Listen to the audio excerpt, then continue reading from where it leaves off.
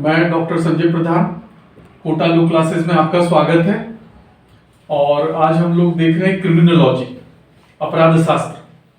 तो अपराध शास्त्र में आज हम लोग एक इम्पॉर्टेंट जो टॉपिक है हमारा, अपराध शास्त्र हमारे एलएलएम में भी क्रिमिनोलॉजी होता है।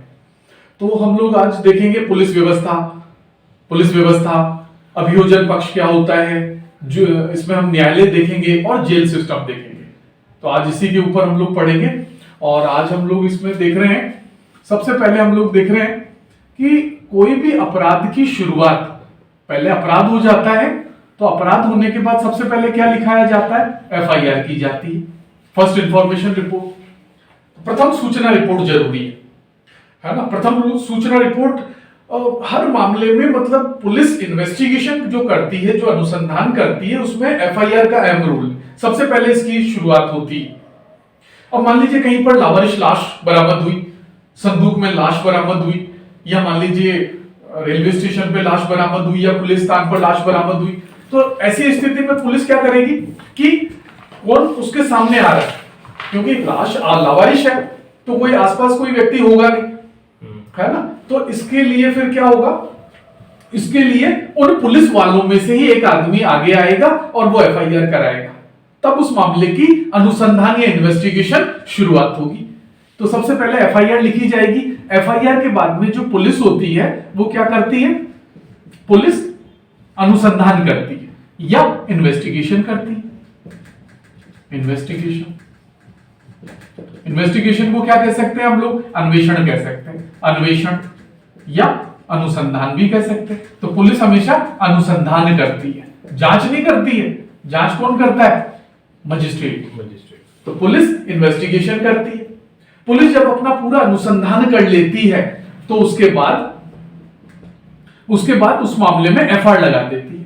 एफआईआर का मतलब फाइनल रिपोर्ट, अंतिम रिपोर्ट, कि भाई उस मामले में अब हमें और कार्यवाही या और अनुसंधान करने की जरूरत नहीं है, इसीलिए अंतिम रिपोर्ट लगाकर न्यायालय में मामले को भेज देती।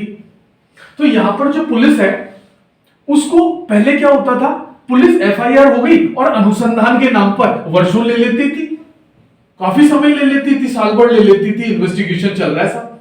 अब ऐसे मामलों में एक केस में सुप्रीम कोर्ट ने बोला कि भाई 90 डेज के अंदर अंदर, 90 दिन के अंदर अंदर आपका इन्वेस्टिगेशन पूरा हो जाना चाहिए, ऐसी कोशिश करो। और अगर कोशिश, अनुसंधान पूरा नहीं भी हो पाया है तो 90 दिन के अंदर जो भी पुलिस ने इन्वेस्टिगेशन किया है उसको आप न्यायालय में भेज दें, ये वाली बात है। तो एफआईआर लगा दिया। अब पुलिस ने जो मामले को, जो भी इन्वेस्टिगेशन किया, जो भी सबूत इकट्ठे किए, अन्वेषण किया, इन्वेस्टिगेशन किया, तो इस मामले पर फिर क्या है, वो मामला न्यायालय में रखा जाता है, कोर्ट में रखा जाता है। तो कोर्ट क्या करेगी? कोर्ट में जब मामले को रखते हैं तो उसको बोलते हैं चालान पेश करना। चालान या तो सामान्य शब्द है, चालान डायरी पेश करना, या इंग्लिश में चार्जशीट बोल दो। चार्जशीट अलग है। अच्छा, चार्जशीट अलग है, इसको हम बोलते हैं चालान डायरी पेश करना, चालान डायरी या चालान पेश कर देना, ऐसा हम लोग बोलते थे। तो जो मामला, क्योंकि पुलिस को सिर्फ इन्वेस्टिगेशन की पावर है और कुछ नहीं, जो भी उसने इन्वेस्टिगेशन किया भैया लेके आओ न्यायालय में। तो हमने देखा कि हमारे यहाँ पुलिस व्यवस्था भी जुड़ी हुई है। पुलिस सर, जीरो एफआईआर किसे कहते हैं? जीरो एफआईआर, अपराध तो होना पाया गया, अपराध होना पाया गया, तो इसके बारे में अभी लेटेस्ट ई एफआईआर का भी जमाना है। ई एफआईआर का मतलब इलेक्ट्रॉनिक रूप से एफआईआर करना, घर बैठकर एफआईआर करना, घर बैठकर एफआईआर करना, ई एफआईआर बोला जाएगा, क्योंकि आजकल हर चीज इलेक्ट्रॉनिक हो गई है, तो हमने इसको भी परमिशन दे दी। अच्छा, तो हम मतलब मोबाइल में भी जाके ऑनलाइन कर सकते हैं? ऑनलाइन कर सकते हैं, मेल कर सकते हैं। अच्छा। हर थानों के ईमेल नंबर हैं, वेबसाइट्स हैं, और पुलिस में रिफॉर्म्स आ रहा है धीरे धीरे, और भी रिफॉर्म्स लाने की जरूरत है। तो इसके एफआईआर के भी नियम है कि जब कोई एफआईआर लिखने आवे तो उसकी एफआईआर उसकी भाषा में लिखा जावे। जब वो भाषा में उसको एफआईआर लिख ले तो उसको एक बार पढ़ के बताया जावे, जब वो समझ ले तो उसके हस्ताक्षर कराए जाए, और एक कॉपी फ्री ऑफ कॉस्ट उस व्यक्ति को दे दी जाए जो एफआईआर कराने आया है, ताकि वो अपना बचाव कर पाए। और अपने अपने पास उसके पास एफआईआर की कॉपी भी हो जो फ्री ऑफ कॉस्ट होनी चाहिए। और सर कोई एफआईआर की कॉपी हमें ना दे तो फिर क्या कर सकते हैं?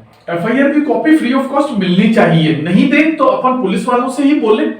जो भी इन्वेस्टिगेशन ऑफिसर है इसमें आईओ का बहुत ज्यादा रोल रहता है। तो एक होता है आईओ जो इन्वेस्टिगेशन ऑफिसर है, उसकी किसी भी मामले में उसकी शिकायत कहाँ कर सकते हैं? अगर उसकी शिकायत करनी है तो उससे ऊपर के जो अधिकारी हैं, एसपी है, अच्छा, डीआईजी है, आईजी है, इनके ऊपर आप कर सकते हैं। और ये तो न्यायालय ने बोला है बहुत सारे केसेस में कि उनको फ्री ऑफ कॉस्ट मिलनी चाहिए, ताकि वो अपना समय पर बचाव भी कर पाए और उसके पास एक कॉपी भी होनी चाहिए कि उसने ऐसा कर दिया है, उसकी भाषा में होनी चाहिए। अच्छा। तो इसमें हमने पुलिस का रोल भी देखा। पुलिस के बाद आ जाओ कोर्ट का रोल। ये सब चीजें अलग अलग नहीं है, ये सब जुड़े हुए हैं। तो अब आ जाओ कोर्ट का क्या रोल है। न्यायालय में जब चालान पेश कर दिया, चालान डायरी पेश कर दी, तो फिर ऐसे मामले में न्यायालय ये देखता है कि जो पुलिस ने इन्वेस्टिगेशन किया है, पुलिस ने जो इन्वेस्टिगेशन किया है और उसने चालान पेश कर दिया है, तो हम लोग देखें अब आता है कोर्ट का नंबर। तो जो मामला पुलिस ने इन्वेस्टिगेशन किया सभी सबूतों और दस्तावेजों के साथ में न्यायालय में जमा हो जाता है, चालान डायरी के रूप में पेश कर दिया जाता है। फिर जब मामला न्यायालय में गया और न्यायालय ने सोचा यार इसने अपराध किया है, इसका इन्वॉल्वमेंट है, अनुसंधान से यही पता लग रहा है, सबूत यही बता रहे हैं कि इसने अपराध किया, तो फिर उसके ऊपर क्या है, आरोप पत्र दायर कर देते हैं, आरोप लगा देते हैं। आरोप पत्र दायर कर दिया, चार्जशीट, ये चार्जशीट है। अच्छा, जो आपने सीआरपीसी में पढ़ा होगा, सेक्शन 311 से आरोप पत्र 311 से लेकर और 323-24 तक है आरोप पत्र दायर करना। और यदि कोर्ट मानता है, यदि कोर्ट ये मानता है कि किसी ने आरोप जो है वो आरोप का मतलब चार्ज, और कोर्ट ये मानता है कि इसने अपराध नहीं किया, तो ऐसी स्थिति में उसको डिस्चार्ज कर देते हैं। डिस्चार्ज का मतलब उन्मुक्त कर देते हैं, उसको बोलते हैं उन्मुक्ति या उन्मुक्त कर दिया। जैसे हॉस्पिटल से डिस्चार्ज कर देते हैं वैसे उसको बिल्कुल छोड़ दिया जाता है, क्योंकि सबूत और जो मामले दस्तावेज है वो उसकी छोड़ने के लिए कह रहे हैं, उसका इन्वॉल्वमेंट पाया ही नहीं गया, आप कैसे उसको ले सकते हो। अच्छा, प्राइमा फेसिया लेवल पे भी छोड़ सकता है। वेरी गुड, यही है प्राइमा फेसी। इसका मतलब पूरी कार्रवाई करने के बाद में उसको छोड़ना, बरी करना होता है, इक्विटल करना। लेकिन यहाँ और आपने क्या कहा, प्रथम अवस्था में, प्रथम दृष्टिया प्रीमा फेसी हमने देख लिया यार उसका इन्वॉल्वमेंट नहीं है, छोड़ दिया। आरोप पत्र दायर हो गया, और जब आरोप पत्र दायर होता है तो फिर उसके बाद में नंबर आता है। तो आरोप पत्र दायर होने के बाद में फिर हम लोग मौका देते हैं प्रोसिक्यूशन को, तो इसको बोलेंगे प्रोसिक्यूशन। प्रोसिक्यूशन इसको बोलते हैं एविडेंस। यहां पर एविडेंस की बात होती है, तो जो एविडेंस है वो पहले किसको मौका मिलेगा, प्रोसिक्यूशन को। और प्रोसिक्यूशन कौन है, बहुत इंपॉर्टेंट है प्रोसिक्यूशन, अभियोजन। अभियोजन में दो चीजें आती है, पुलिस और कोर्ट, न्यायालय, पुलिस और न्यायालय दोनों चीजें आती है इसमें, तो इसी को प्रोसिक्यूशन बोलते हैं।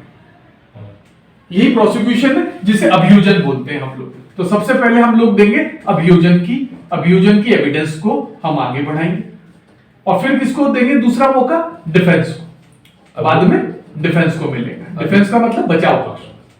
अभियोजन का मतलब जो सरकार की तरफ से जो वकील होता है, हाँ, अच्छा, प्रोसिक्यूशन, अच्छा, इसीलिए उनको पब्लिक प्रोसिक्यूटर बोलते हैं। अच्छा, प्रोसिक्यूशन से निकला है ये शब्द। तो वो पेश करेंगे एविडेंस। हाँ, अच्छा, पहले वो, फिर डिफेंस, उसका लॉयर। अब बचाव पक्ष कौन करेगा, जो अभियुक्त है वो उसे अपना निजी वकील करना पड़ेगा, प्राइवेट वकील करना पड़ेगा। जैसे कसाब को प्राइवेट करना पड़ा, जबकि सरकारी वकील क्या कह रहा था कि उसको सजा दो। उज्जवल निकम थे, बिल्कुल सही, वेरी गुड। तो डिफेंस को मौका मिलेगा। उसके बाद आ जाओ, जब एविडेंस हो गया तो एविडेंस के बाद में फिर आ जाओ आर्ग्यूमेंट्स। आर्ग्यूमेंट्स हो जाएंगे। आर्ग्यूमेंट्स को क्या कहेंगे, बहस कहेंगे। आर्ग्यूमेंट्स मतलब बहस। बहस के बाद उसकी परीक्षाएं होगी, परीक्षाएं यानी एग्जामिनेशन।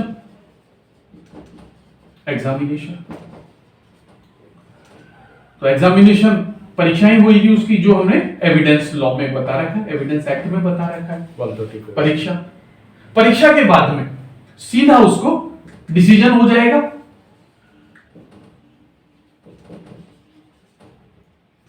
डिसीजन, डिसीजन का मतलब निर्णय, या फिर उसको क्या कर देंगे, इक्विटल कर देंगे। इक्विटल का मतलब बरी करना, बाइज्जत बरी करना।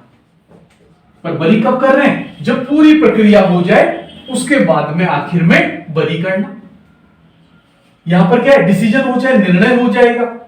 यदि उसका इन्वॉल्वमेंट पाया गया तो कोर्ट क्या करेगी, निर्णय कर देगी। पर यहां पर निर्णय से पहले एक और कंसेप्ट आता है और यह है सुनवाई।